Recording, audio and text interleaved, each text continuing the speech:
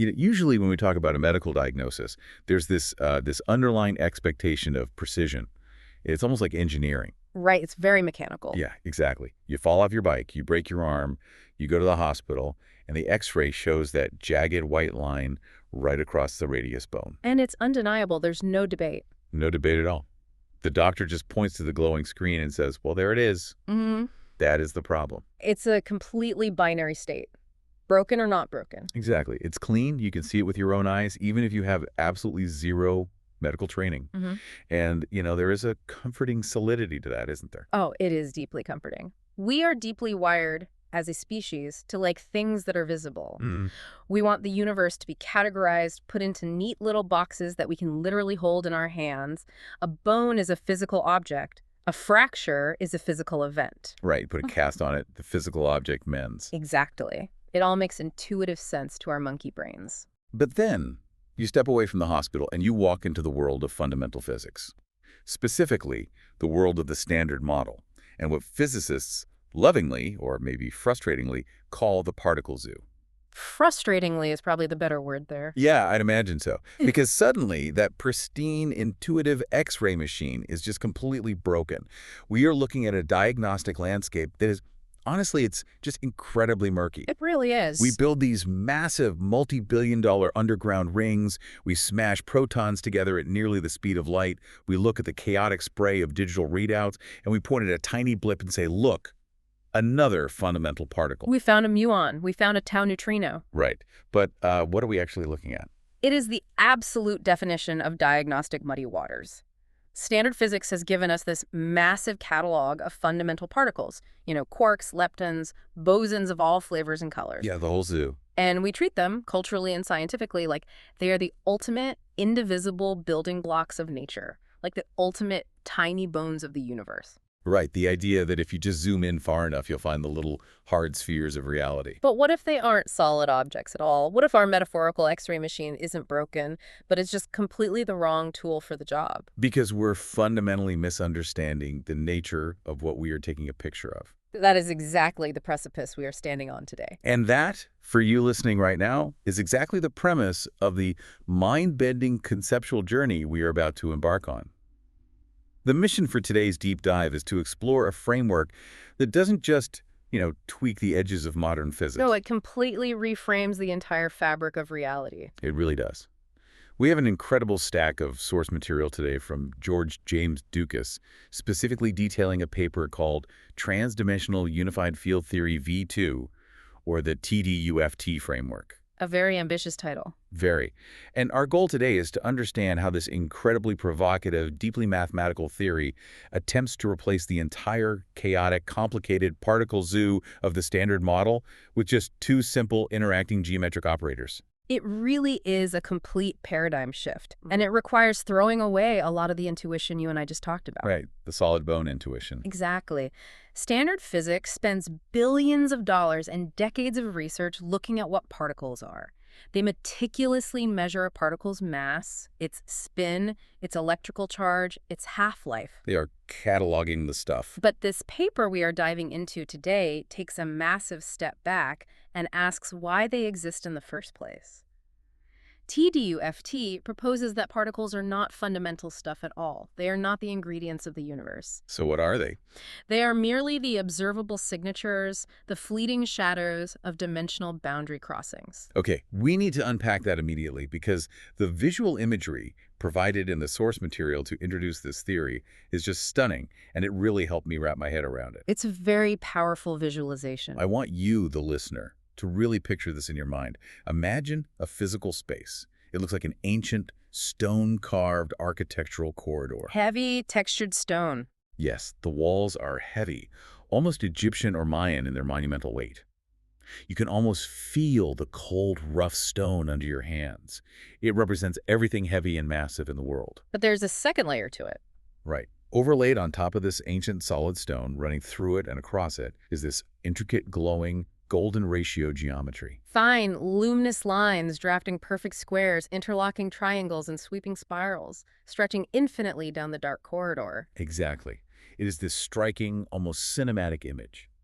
And the paper uses this to capture the absolute essence of TDUFT, the heavy, dark stone, represents the physical world as we perceive it. Solid, massive, grounded, the world of tables and chairs and planets. But the glowing lines represent the true reality underneath, a hidden mathematical lattice, a framework of pure, unbroken geometry. And the illusion is that we think the stone is the foundation. We think the universe is made of the stone. Right, the stuff. But TDUFT argues that the universe is made entirely of those glowing lines. And the stone, the physical matter, is just an optical illusion created at the exact points where those mathematical lines cross and create tension. The core premise here is absolutely wild. It means everything we measure in physics, from the exact speed of light in a vacuum to the gravitational pull of the Earth to the very mass of a proton that gives your body weight and lets you sit in a chair, might just be the result of a geometric tension between expansion and contraction. It is all just geometry flexing. I have to admit, when I first read through the notes, my brain kind of short-circuited. But the deeper I got, the more elegant it started to look. The elegance is the draw, because if this framework holds, if the math actually maps to reality, it means we don't need dozens of arbitrary parameters and mysterious invisible forces to explain how the universe works. We can ditch the particle zoo. Exactly. We don't need a clunky zoo of dozens of particles. We just need to understand how two fundamental forces of geometry interact with each other. So let's start there, the foundation. Because the entire TDUFT universe, everything from the screen you are looking at right now to the most distant ancient galaxy the James Webb Telescope would see, is built on just two fundamental operators. That's it. Just two. The paper identifies them mathematically by the Greek letters phi and psi. And we need to be very, very precise about what these operators represent because they are the twin engines of this entire theory. Without them, nothing moves. Okay, so let's break them down. The first one is phi. Right. Mathematically, this is the famous golden ratio, which is approximately 1.61803398887, going on infinitely. The golden ratio, the thing we see in sunflower seeds and nautilus shells and Renaissance paintings. Exactly that same mathematical proportion, but applied at the absolute quantum foundation of reality. Wow. In the TDUFT framework, phi is defined as the velocity operator. It governs expansion, propagation, and outward dimensional reach. Think of it as the prime mover, the force that pushes the universe outward, the drive to expand, to move, to cover distance. Okay, so phi is the outward push. It is expansive. It is the 1.618. Yes. And the second operator is psi. Mathematically, psi is the exact conjugate. It is approximately negative 0.61803398887. So it's negative. Right. In this framework, psi is the time operator. If phi is expansion, psi governs contraction, closure, and inward dimensional return. It is the necessary counterbalance to phi. Now, I was looking at the math in the appendix, and the relationship between these two numbers isn't just some neat coincidence, right? No, not at all. The paper makes a massive foundational point out of how they interact. It says their defining relationship is an exact inversion.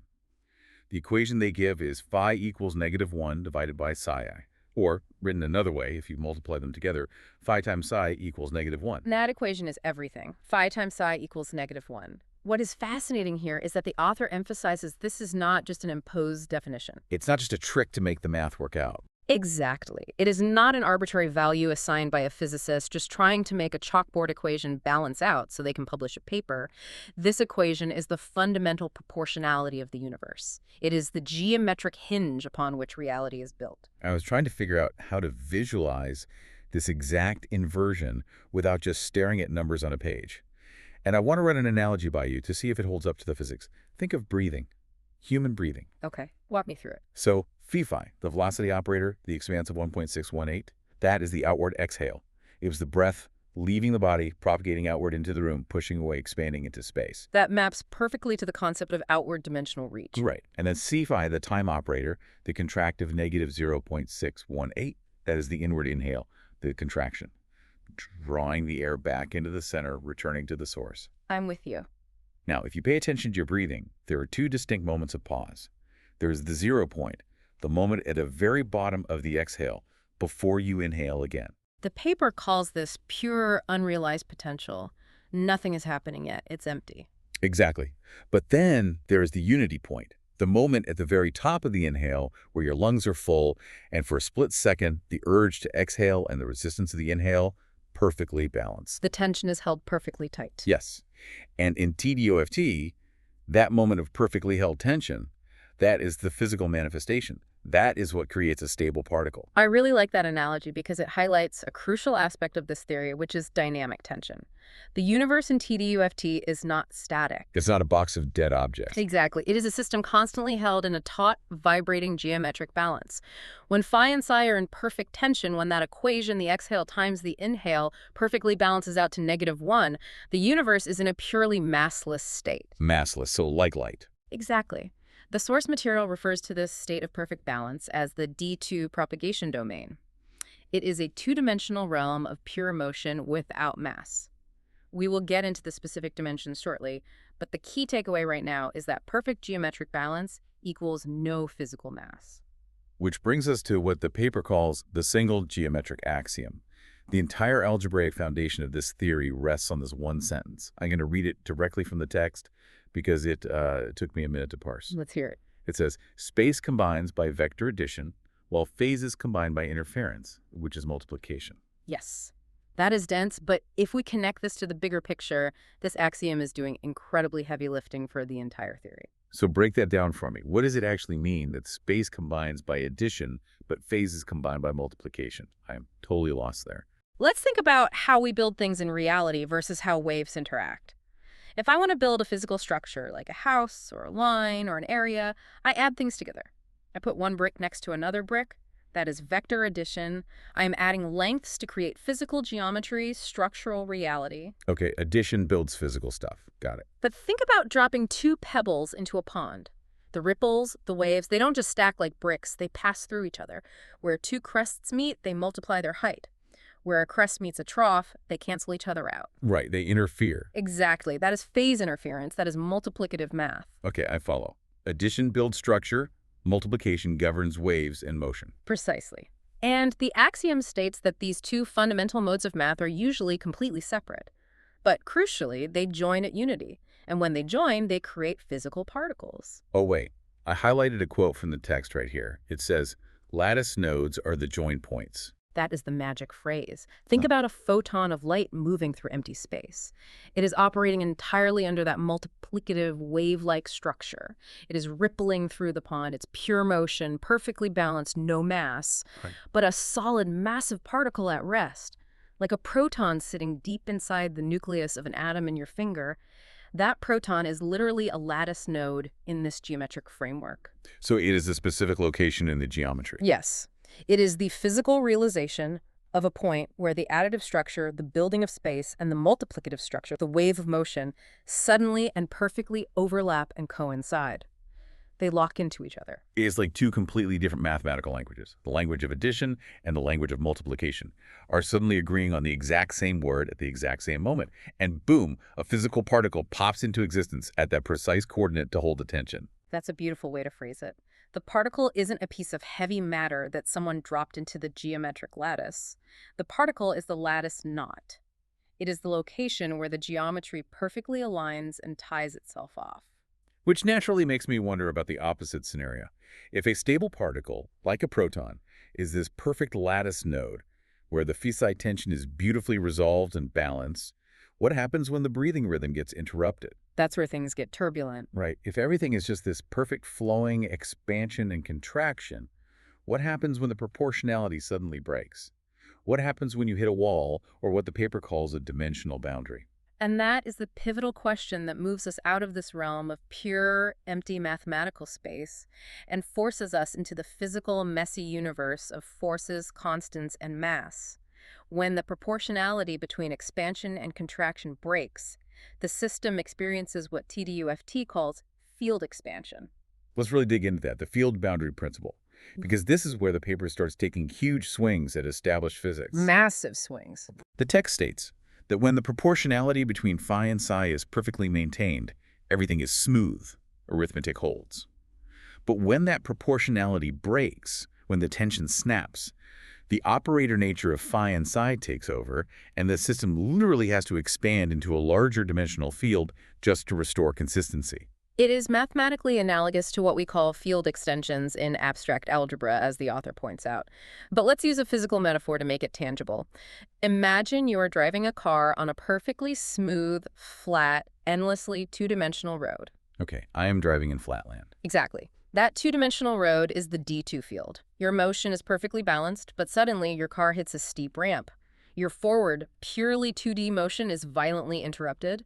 The proportional balance of your forward speed is broken by the ramp. Right, I can't just keep going flat. Now, to resolve this sudden geometric disruptions, your car doesn't just stop existing, it doesn't disappear. Instead, it expands its motion into a completely new dimension. It goes up, it enters the third dimension. The system was forced to expand into a larger dimensional field, from 2D to 3D, simply to restore the mathematical consistency of its movement.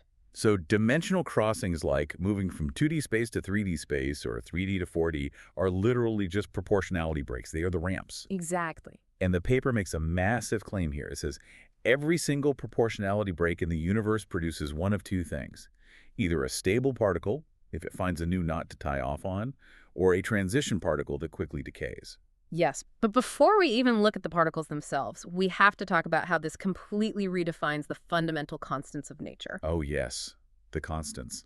The sacred numbers of physics. The numbers that experimentalists have spent a century measuring to 20 decimal places in underground bunkers. Right, they treat them like gospel. Exactly. I'm talking about the fine structure constant, the gravitational constant, the speed of light. In standard physics, when you take a university class, these are just given numbers. They are arbitrary values that we measure in experiments, and we just plug them into our equations because that is what the universe apparently handed us. We don't ask why. Right. Nobody really knows why gravity is exactly as weak as it is, or why the fine structure constant is approximately 1 over 137. It is just how things are. It's the shut up and calculate school of physics. But in TDUFT, constants are absolutely not arbitrary numbers. They're not random settings on the universe's control board. Then what are they? They are the frozen relationship between phi and psi at the exact moment a system crosses a dimensional boundary. They are, at their core, ratios of operators. There's a line in the text that really stuck with me. It says, the numbers are the condensed form. The operators are the reality. It is the crux of this entire argument. Think of our car hitting the ramp again. At each dimensional boundary, say, moving from the 2D road up into the 3D air, the expansive force, phi, and the contractive force, psi, stand in a fixed, perfect mathematical ratio to each other. Oh. When we humans come along with our massive 3D lab equipment and try to measure that pure operator ratio, we force it to condense into arithmetic. We force a pure, multidimensional geometric relationship to spit out a single flat numerical value on a digital screen. And that flat value is what we call a constant. Okay, let's look at the specific data points the paper provides, because this is where the math gets incredibly specific and actually testable against reality. Let's do it. Let's start with the fine structure constant, denoted by the Greek letter alpha. Now, for the listener who might not be a quantum physicist, the fine structure constant roughly governs how charged particles interact with light.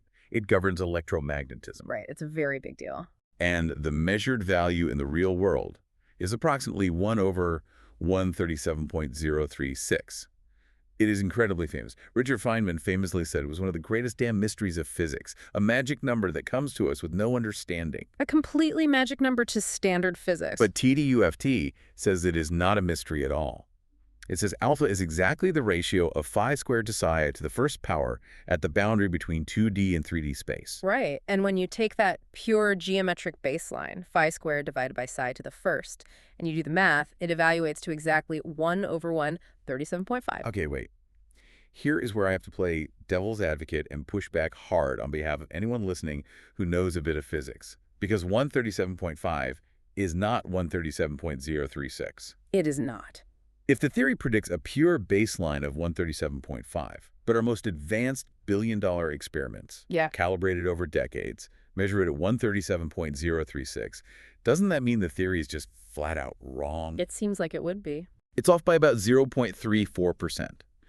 And in the realm of quantum electrodynamics, a 0.34% deviation isn't a rounding error. It is a canyon. It's a completely different zip code. Why shouldn't we just throw the paper in the trash right here? In the paradigm of standard physics, you would be absolutely right. That discrepancy would be a fatal flaw.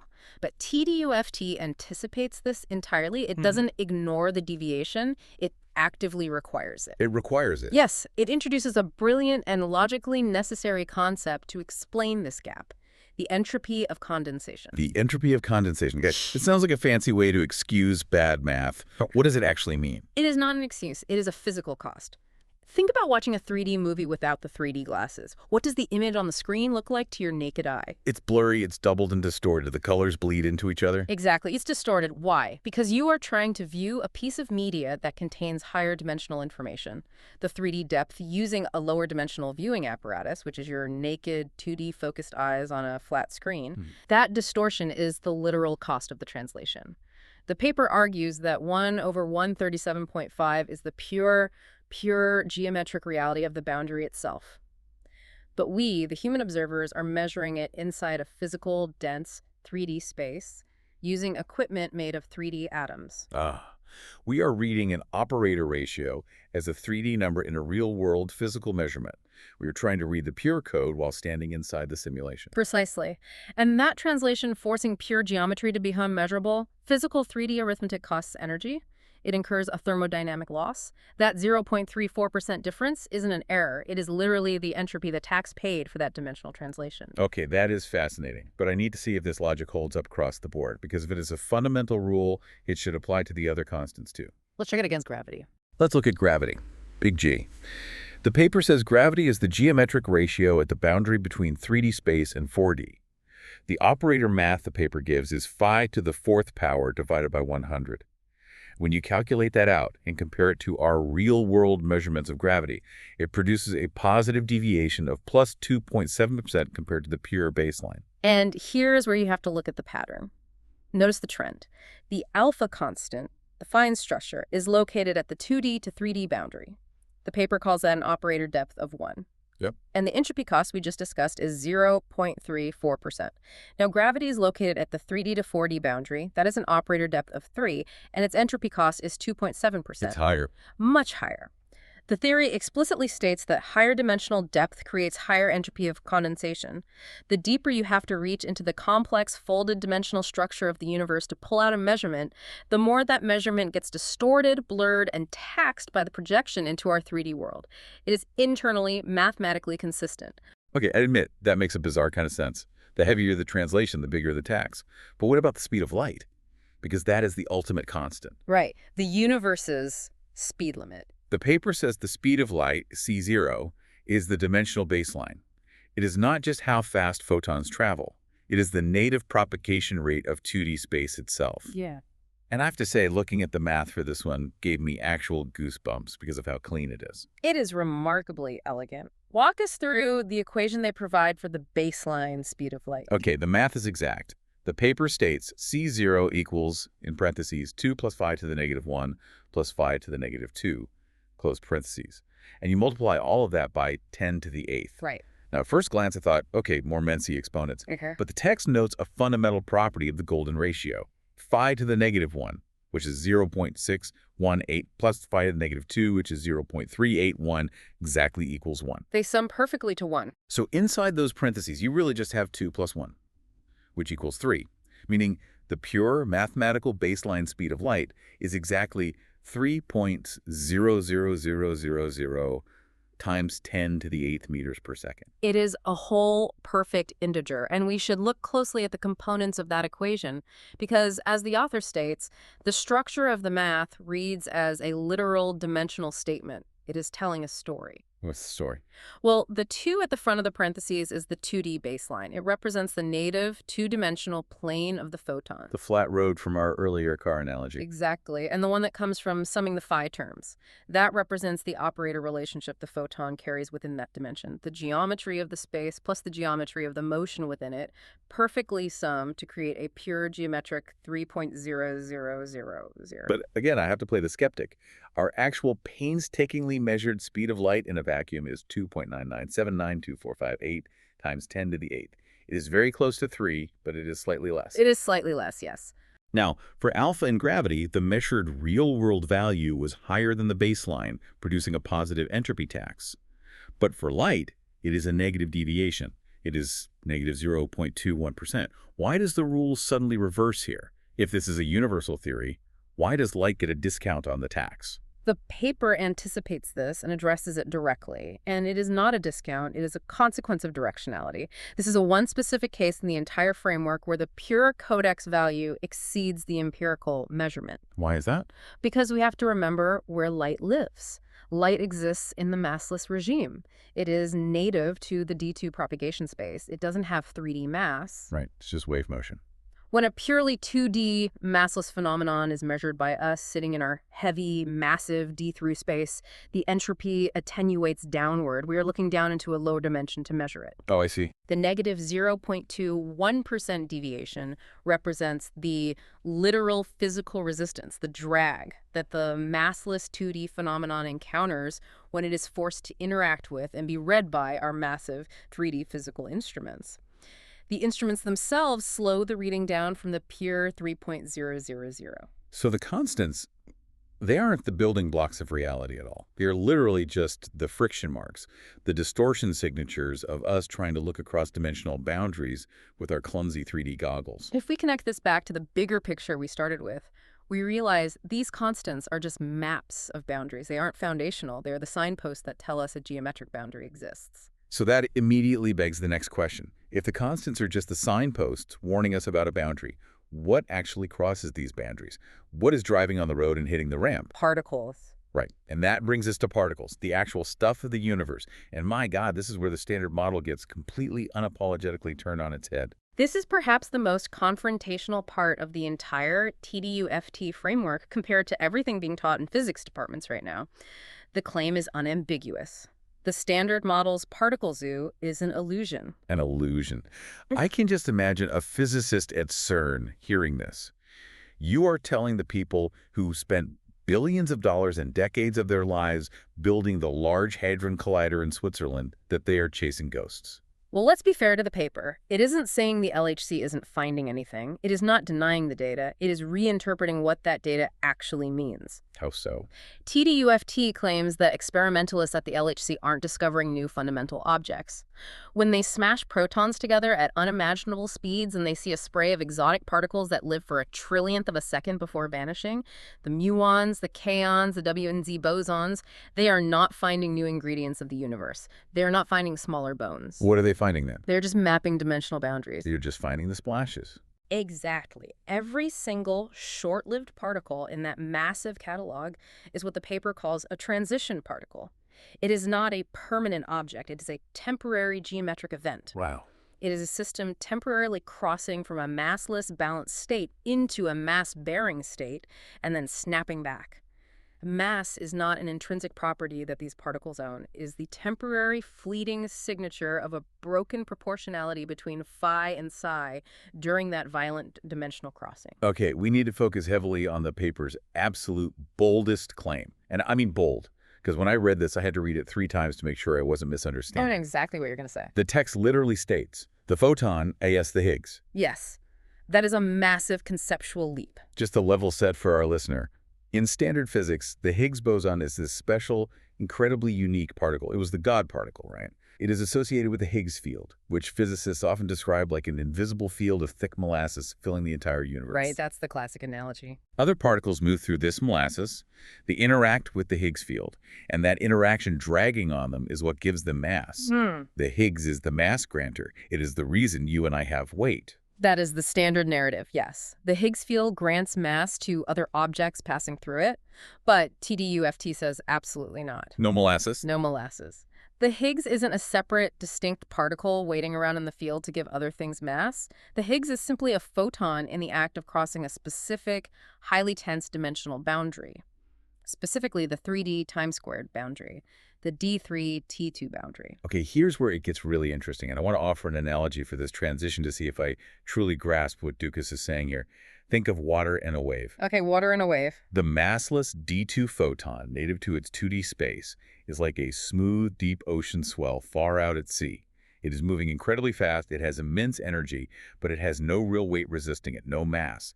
It is pure, smooth propagation. A perfectly balanced propagating wave in its native D2 space. Exactly. Now imagine that smooth ocean wave rushing toward the shore and violently hitting a massive concrete seawall. The seawall is the dimensional boundary, it's the ramp. The D3-T2 boundary. Yes. When the wave hits the wall, its forward motion breaks, it crashes. It flares up into this chaotic, heavy, churning splash of white water high into the air. A splash. For a tiny fraction of a second, that water behaves totally differently.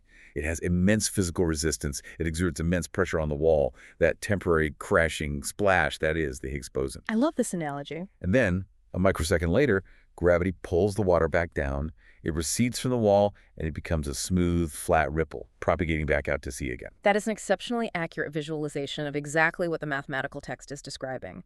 The photon, the smooth wave, is pushed with immense energy until it hits the D3-T2 boundary, the seawall. And then boom. Boom. The sheer kinetic energy of that crossing forces the geometry into a temporary, highly unnatural state of immense resistance, the splash. That temporary state of geometric resistance is what our machines measure as the 125 G mass of the Higgs boson. This blew my mind, because when the LHC sees a Higgs boson decay into 2 photons, which, by the way, is the primary way they actually confirmed the existence of the Higgs back in 2012, standard physics, says, oh, the heavy particle died, it vanished, and it turned into 2 completely different lighter particles. But TDUFT says entirely the opposite. Right. TDUFT says, no, nothing died. We are literally watching the system release its tension and fall back to its baseline. Yeah. We are watching the white water splash hit the peak of its arc, lose its energy, and fall gracefully back into the ocean as 2 free 2D photon profiles. We aren't watching a death. We're watching a geometric return to balance. Precisely. The experiment is literally observing the crossing of the boundary and the immediate return. Now, if we want to truly understand this, we need to look at the mechanics of why this crossing generates mass. Right, why the splash has weight. Exactly. Why does the Higgs splash have a specific measured mass of 125 GeV? The paper doesn't just wave its hands, it provides a very specific geometric mechanism for mass itself. Yes, the t-squared component of the boundary, the D3-T2 boundary. Now, D3 is 3D space. I understand that. We live in 3D space. But T2 time squared. This is where we have to recall our operators. Remember psi, the contractive time operator. The inward inhale. Negative 0.618. Exactly. The paper states that crossing a simple D3 boundary just produces a spatial crossing. It is an excursion into volume. But the D3-T2 boundary adds 2 temporal operators to the mix. So it's more complicated. Much more. At this specific extreme boundary, psi is forced to act upon itself. It is mathematically squaring the time operator. The text calls this double temporal contraction, or psi squared. Double temporal contraction. I'm trying to wrap my brain around what that would physically feel like. Time contracting twice. Let's strip away the quantum weirdness for a second. What is inertial mass fundamentally in our everyday lives? It is resistance to acceleration. Right. Like pushing something heavy. If you walk up to a massive boulder sitting in your yard and you try to push it, it resists your push. It doesn't want to move. Acceleration is a change in velocity over a period of time. If time itself, the geometric operator governing change, is contracting upon itself at a specific geometric node, it creates a literal mathematical resistance to any change in state. It locks the geometry down. So it is like pushing a stalled car. The resistance you feel isn't just the stuff the car is made of. In this theory, the resistance is the fundamental geometry of that region of space refusing to let its state be altered. Yes. Mass is simply the geometric signature of that broken fissile proportionality fighting to restore itself. The 125 GeV mass of the Higgs boson isn't the weight of a particle. It is the exact measurable energy cost of forcing that double temporal contraction at the third spatial boundary. There's a phrase from the text, mass is the crossing itself. Mass isn't a thing you own. It is an event you undergo. That's a perfect summary. The Higgs boson is just the lowest energy transition state. It is the absolute minimum possible excursion across that specific boundary. It's the smallest splash you can possibly make against the seawall that still registers as a splash. And the staggering implication of that is that any photon, if you pump enough raw energy into it to hit that mathematical threshold, undergoes this exact same transition. Any photon. Any photon. There is no separate Higgs particle hiding in the dark. The photon, when excited to the crossing threshold, is the Higgs. And every other massive particle in the universe is just a higher, more complex excitation of that exact same crossing mechanism. Okay, this raises a huge question for me. If the Higgs is just a photon crashing into a dimensional wall and immediately falling back into the smooth water, what about all the other particles? The ones that don't disappear? You mean stable matter? Yes. I'm sitting in a chair made of atoms. I have a body made of stable matter. Why do some crossings just flash and vanish in a femtosecond, while others stick around to build galaxies and people? And that question bridges us directly into the mechanics of transition. The theory doesn't just say everything is a wave. It provides a strict taxonomy of how these crossings work, and it draws a hard line between a temporary splash against a seawall and a truly stable architectural structure. I poured over this section in the notes. The text provides a literal taxonomy of transition particles. It categorizes every particle not by arbitrary names, but by the specific boundary it crosses, its operator depth, which it denotes with the letter N, and its observed lifetime. This is where TDUFT really proves it isn't just philosophy. It attempts to map its pure geometric framework directly onto the hard empirical data collected by particle accelerators over the last 50 years. And does it line up? It asserts a profound correlation. The lifetime of a particle before it decays is directly mathematically proportional to the geometric tension at its specific boundary depth. Let's look at the actual data the paper uses to prove this. We have the Higgs, which we just discussed. It crosses at operator depth, n equals 1. And its lifetime is incredibly short, 10 to the negative 22 seconds, practically instantaneous. Very, very fast snapback. Then we have the Z and W bosons, which mediate the weak nuclear force. They also exist at n equals 1, and they live about 10 to the negative 25 seconds. But I want to highlight the specific example you had marked in your notes, the doubly charmed baryon. Ah, yes. The doubly charmed ICC plus baryon. It is a fascinating data point. It has a measured mass of 3.62 GeV, and in the TDUFT framework, it operates at a depth of n equals 2. Its lifetime is roughly 45 femtoseconds. The author explicitly highlights this specific particle as a transparent transition particle. Yes, transparent. Why transparent? What makes this specific obscure baryon so important to the theory? What can we see through it? In the standard model of physics, this baryon is composed of 2 heavy charm quarks and 1 light-up quark. It is an awkward, unbalanced construction. In TDUFT, this specific configuration places it precisely in a transitional regime. Like halfway up the wall? Essentially, yes. It is caught squarely, uncomfortably, between the fast, light, massless dynamics of the D2 field and the heavy, stable closure dynamics of D3. It is genuinely trapped between dimensional fields. So it hasn't settled, it hasn't fallen back to the ocean, but it hasn't found a solid ledge to rest on either. Exactly. It is experiencing immense, what the author calls lattice tension. Think of stretching a thick rubber band between your 2 hands. Okay, I'm picturing it. The 45 femtosecond lifetime isn't just a random decay rate inherent to the particle. It is the direct physical measure of that D3 lattice tension pulling on it. It is the exact amount of time it takes for that mathematical rubber band to finally snap, for the system to realize it cannot find a stable node to anchor itself, and violently force a return to the lower dimensional D2 carriers. And what are those carriers? The text heavily mentions gluons here. I want to ask about gluons, because in standard high school physics, gluons are what hold quarks together inside protons. They are literally the glue of the nucleus. Yes. And standard physics models them as completely massless in their native state, but then somehow, magically, they acquire an effective mass when they interact inside a proton. Which is confusing. Very. Yeah. But TDUFT clarifies this contradiction beautifully. Gluons are not transition particles themselves. They are the mechanism of transition. So if transition particles are the whitewater splash against the seawall, gluons aren't the splash. They are the water itself. That is an excellent way to conceptualize it. They are the native D2 carriers, the fluid medium, but they use the gravitational operator, which the math defines as phi divided by psi cubed, located at depth n equals 3, to create temporary, forceful excursions into the D3 spatial dimension. Excursions out of their native plane. Exactly. And these temporary excursions out of their native plane produce the observed effective mass of about 0.5 GeV that physicists measure. The gluon is the medium through which dimensional crossings occur. Okay. The transition particles, like our doubly charmed baryon, are just the observable, highly tense geometric states that those crossings momentarily produce. Okay, I think I have my head around the temporary stuff, the tension, the snapping rubber bands, the splashing waves. But I have to come back to my original question. I am sitting in a chair. It is solid. I am made of stable matter. You are. Why don't my protons snap back like a rubber band in a femtosecond?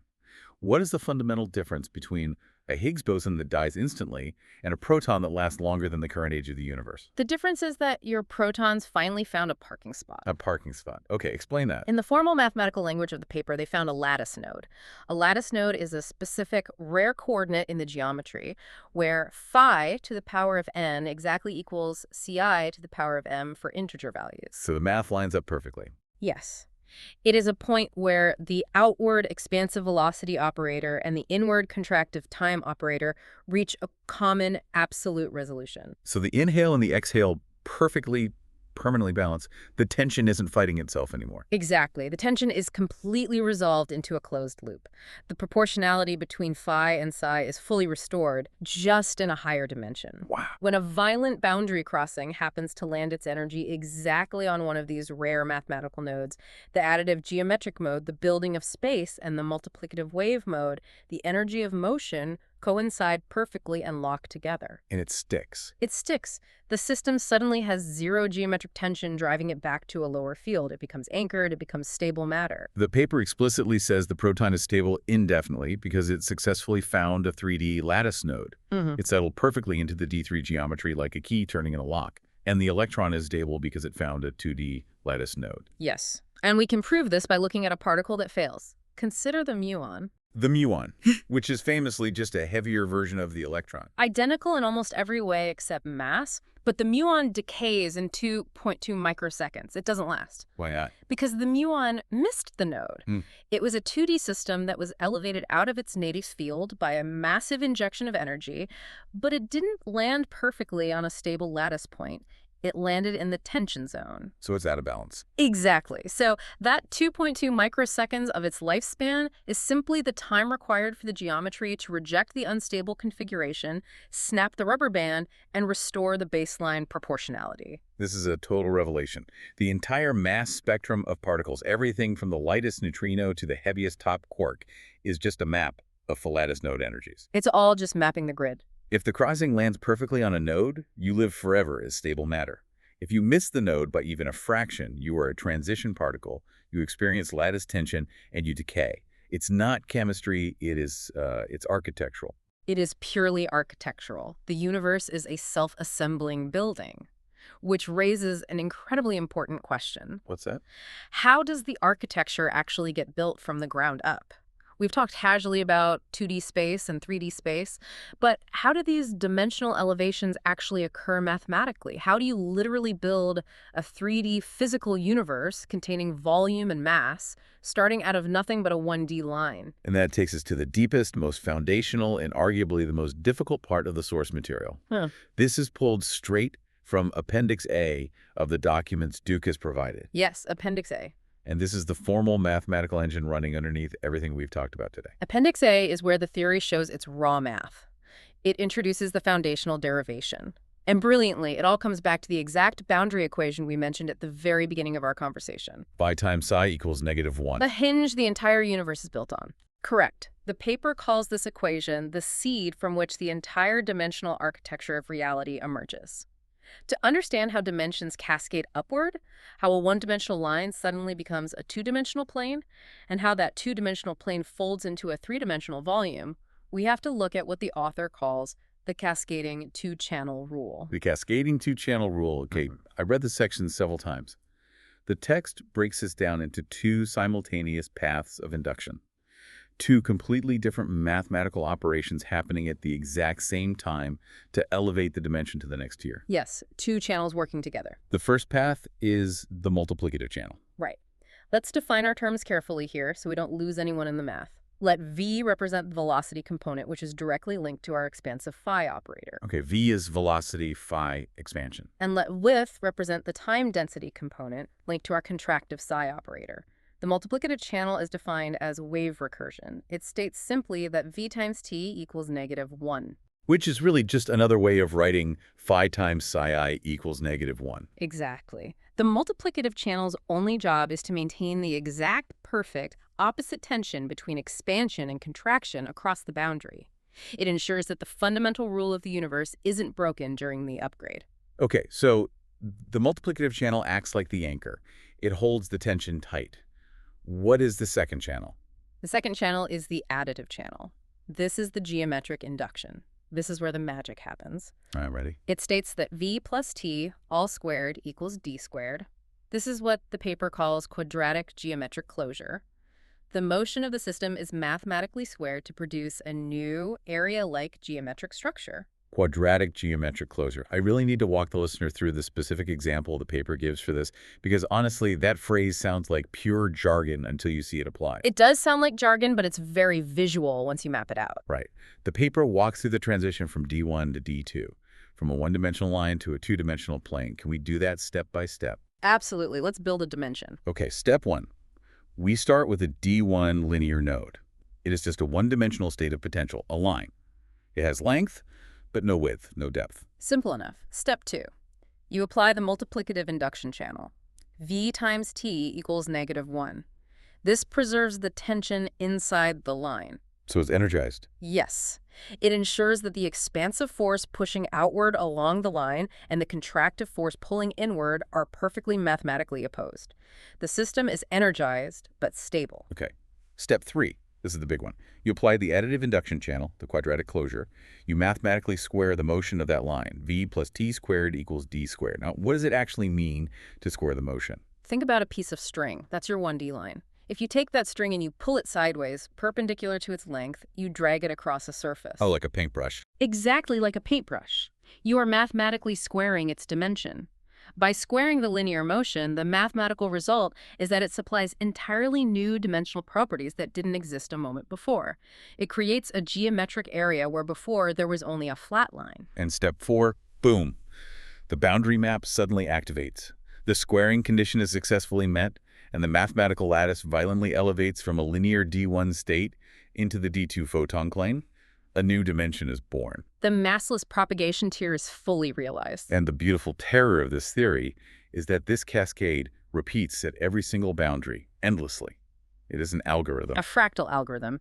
D2 to D3 multiplies the wave coupling product to hold the tension, and then adds the area squared to create a physical volume. And then it goes higher. Right. Then D3 to D3 T2 multiplies the induction currents and adds the geometric enclosure squared with time density binding to create mass. It is a repeating, recursive, algorithmic cascade building the infinite complexity of the physical universe from two opposing numbers. This raises a massive practical point for me. If the universe is literally just this geometric algorithm executing itself over and over again, does this theory actually solve any of the weird, nagging anomalies in standard physics? It's a fair question to ask. Because standard physics is full of experiments that gave slightly wrong answers that physicists just, sweep under the rug. Does TDUFT explain things that standard models can't? This is where Appendix A transitions from theoretical elegance to hard, practical validation. It specifically calls out historical anomalies, most notably the Brillat-Hall experiment. Yes, the Brillat-Hall experiment. I looked this up to get some context for our listener. This was a highly precise laser experiment in the late 1970s that looked for incredibly tiny variations in the speed of light depending on the physical direction a laser was pointing. Right, they were spinning lasers on a table. Exactly. They were searching for a spatial anisotropy. Basically, does light travel faster north-south than east-west? Yeah. Now, Einstein's standard relativity strictly says the speed of light should be absolutely identical in all directions. Space is uniform. Space is supposed to be uniform. But in reality, there are often incredibly tiny, persistent, anomalous deviations in these types of precision experiments. And standard physics just ignores them. Yes. They are usually dismissed by mainstream physicists as just instrumental noise or minor calibration errors because they don't fit the standard model. But how does TDUFT explain light speed anisotropy? The paper says it explains it seamlessly without having to invent any new physics. It states that a massive rotating psi to the fourth node, so a high-level, highly contractive, rotating geometric structure like the Earth itself, induces small local deviations in the fundamental phi-psi relationship. Exactly. Think back to our foundation. The speed of light is the baseline of the D2 propagation field. If a massive, rotating, structurally dense body in a higher dimension like the Earth at a psi to the fourth node creates a local twisting distortion in the phi-psi tension, it actively engages that additive induction channel we just talked about. It bends the grid. It mathematically bends and stretches the lattice. So the speed of light does have tiny, microscopic structural anisotropies depending on direction. Not because Einstein's general concept of relativity is completely wrong, but because the foundational geometric lattice that the light is traveling through is being locally warped and stretched by the immense mathematical tension of massive rotating bodies. Precisely. The theory accounts for the anomaly perfectly by pointing right at the geometry. It provides a structural foundational origin for the anomaly without having to invent a new particle, a new invisible force field, or dismiss the data as noise. It is simply the lattice flexing under tension. It is elegant, it's consistent, and it works with the math. This is unbelievable. We've spent the last hour going from looking at a murky, broken X-ray of the standard model to realizing the bone we were looking for isn't real. It is just a shadow cast by this incredibly complex, glowing mathematical geometry. It is a radical, aggressive simplification of ontology. Instead of a messy zoo of dozens of particles, a handful of disconnected forces, and pages of arbitrary constants that no one understands, we have two operators. Phi and psi. Yes. We have one equation. Phi times psi equals -1, and we have a cascading geometric rule. That's it. That's the universe. So let's take a breath and try to summarize the massive journey we've just taken through Ducas's framework. Let's do it. We have completely dismantled the particle zoo.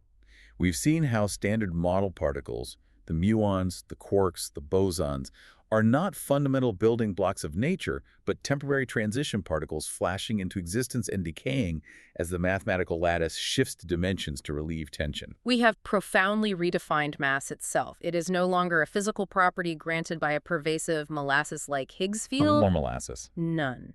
Mass is the temporary geometric signature of a boundary crossing, specifically the energy cost of double temporal contraction at the D3-T2 boundary. We merged the photon and the Higgs. The photon is the smooth wave rolling across the deep ocean. The Higgs is that exact same photon crashing violently against the seawall of the third dimension. And we explored how the entire universe, from the perfect speed of light in a vacuum to the permanent stability of the protons in our own bodies, is built out of the precise mathematical tension between two interacting, opposing geometric operators. Phi expanding outward, psi contracting inward. Exactly. Which leaves me with a final, extremely provocative thought. Something for you, the listener, to ponder tonight, long after this deep dive ends. Wow. We started by talking about the comforting solidity of a broken bone, the reality of our physical bodies. Right. But if TDUFT is right, if this theory accurately maps reality, then every stable particle in your body, every proton, every electron making up your skin, your bones, the neurons in your brain firing right now to understand these words, is simply a photon that managed to find a stable geometric parking spot. A lattice node. A rare lattice node where the forces of expansion and contraction perfectly, beautifully balance. Then you are not made of solid stuff at all. Exactly. You are not made of physical matter in the way humanity has traditionally thought of it for thousands of years. You are fundamentally a highly complex, stabilized structure of overlapping mathematical waves. You are holding your physical shape through pure, dynamic, geometric tension. The exhale and the inhale held in perfect, vibrating balance. If this is true, are we all just math looking back at itself? It is a beautiful, terrifying question. It challenges everything about how we perceive our own solidity, our own existence in the universe. It really does. It turns out that medical X-ray we talked about at the very beginning of the show, it was never actually showing us the bone. It was only ever showing us the places where the math decided to perfectly align. Thank you for joining us on this custom-tailored, mind-bending exploration of the transdimensional unified field theory. We hope it shifted your perspective as much as it did ours. We wish you well, and we'll see you next time we take a deep dive.